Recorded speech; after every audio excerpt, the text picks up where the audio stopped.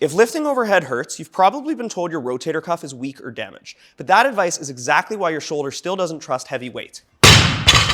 In the next 5 minutes, I'll show you how to actually prepare your shoulder to lift overhead again. Overhead pain usually isn't a rotator cuff problem. It's a load tolerance mismatch across the shoulder system.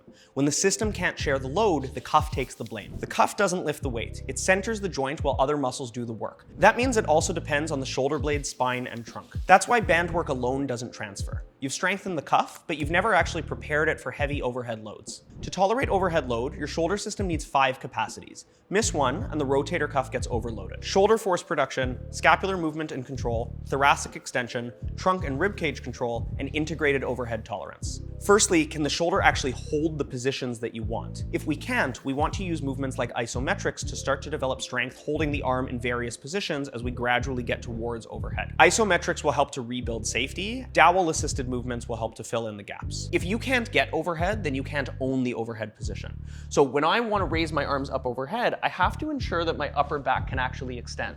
If I'm flexed here, my arms can't lift anywhere near as high overhead. And so in order to bridge the gap, we want to use movements like wall angels and serratus overhead sliders to help open up that upper thoracic spine. The shoulder blade also needs to be able to move and stabilize. And if it can't, then the cuff overworks. We can address strength of the movement of the shoulder blade with things like scapular pull-ups or boxer's punches with an upside down kettlebell.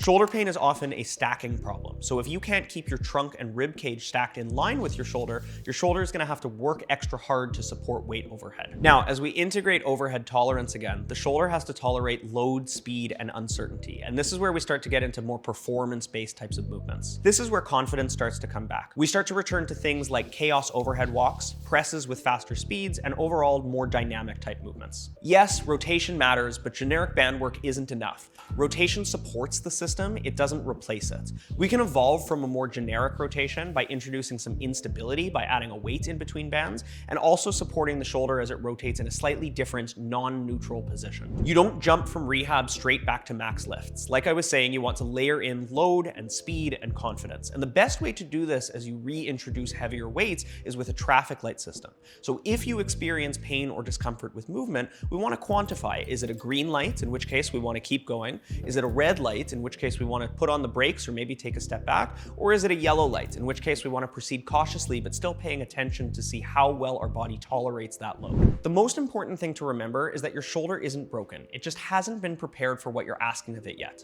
If you found this video helpful and you're looking for more evidence-based rehab strategies for lifters by a lifter, make sure to hit that follow and subscribe button.